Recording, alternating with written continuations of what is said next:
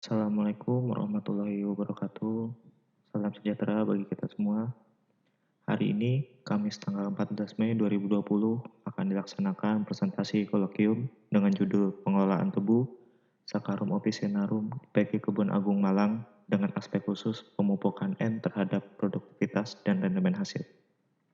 Dan perkenalkan, nama saya Muhammad Ridho Fajri.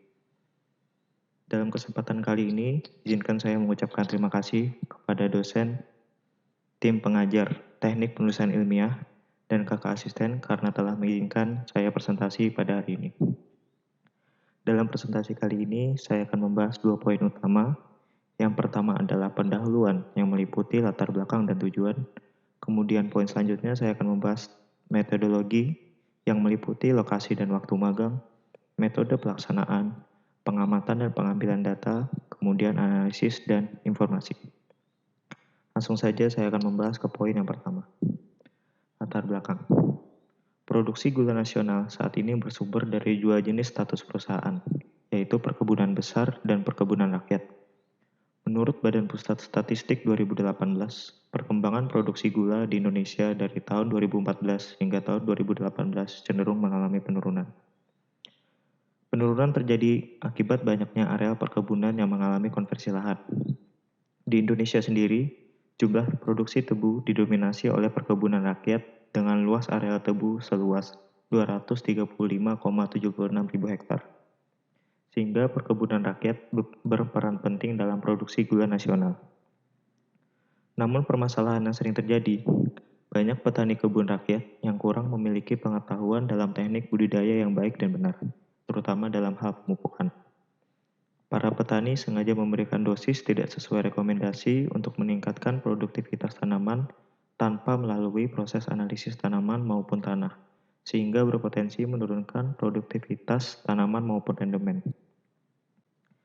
Seperti yang kita ketahui, tanaman memerlukan keseimbangan unsur hara, sehingga penting untuk mengaplikasikan pupuk sesuai dosis anjuran agar produktivitas dan rendemen tidak terjadi penurunan hasil. Poin selanjutnya yaitu tujuan magang. Tujuan magang dibagi menjadi dua, yaitu tujuan umum dan tujuan khusus. Tujuan umum magang di sini yaitu mempelajari dan meningkatkan pengelolaan perkebunan tebu secara langsung di lapangan serta menganalisis dan membandingkan dengan literatur yang telah dipelajari dengan kondisi nyata di lapangan. Tujuan khusus magang yaitu mempelajari hubungan pemupukan N dengan produktivitas dan rendemen tebu. Kemudian poin selanjutnya yaitu metodologi magang. Kegiatan magang akan dilaksanakan di PG Kebun Agung Malang yang berlokasi di Malang, Jawa Timur dan akan dilaksanakan pada bulan Januari hingga Mei 2021. Metode pelaksanaan magang. Kegiatan magang dimulai dengan menjadi karyawan harian lepas selama kurang lebih 1 bulan. Kegiatan yang dilakukan meliputi pengolahan lahan hingga kegiatan pemanenan. Kemudian selanjutnya menjadi pendamping mandor selama kurang lebih 1 bulan. Pendamping mandor bertugas mengurus semua aspek administrasi perkebunan yang meliputi merencanakan kebutuhan fisik hingga penyusunan laporan. Dan kegiatan yang terakhir yaitu menjadi asisten kebun. Asisten kebun bertugas untuk mengawasi pekerjaan kebun dan pembuatan jurnal kegiatan. Semua kegiatan magang dicatat pada jurnal harian kegiatan magang. Selanjutnya pengamatan dan pengambilan data. Data yang dikumpulkan terbagi menjadi data primer dan data sekunder. Data primer diperoleh selama kegiatan yang dilakukan selama magang, meliputi taksasi produksi untuk memperkirakan nilai produktivitas, pengukuran BRICS untuk mendapatkan nilai rendemen, serta melalui kegiatan wawancara petani. Taksasi produksi dilakukan pada tiap wilayah pengamatan dengan mengambil 10 kebun contoh sebagai ulangan. Kriteria batang yang digunakan adalah batang yang sehat dan tumbuh normal. Komponen yang diamati yaitu menghitung banyaknya batang per juring, pengukuran bobot batang, dan pengukuran tinggi batang.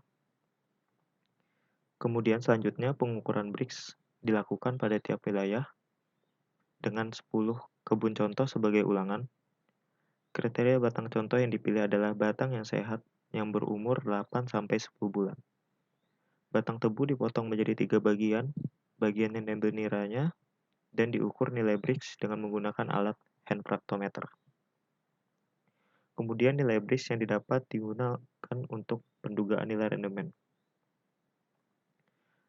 Untuk pendugaan nilai taksasi produksi dapat digunakan rumus perhitungan seperti yang tertera. Kemudian nilai Brix yang didapat digunakan untuk pendugaan nilai rendemen tumbuh menggunakan rumus perhitungan seperti yang terdapat pada layar.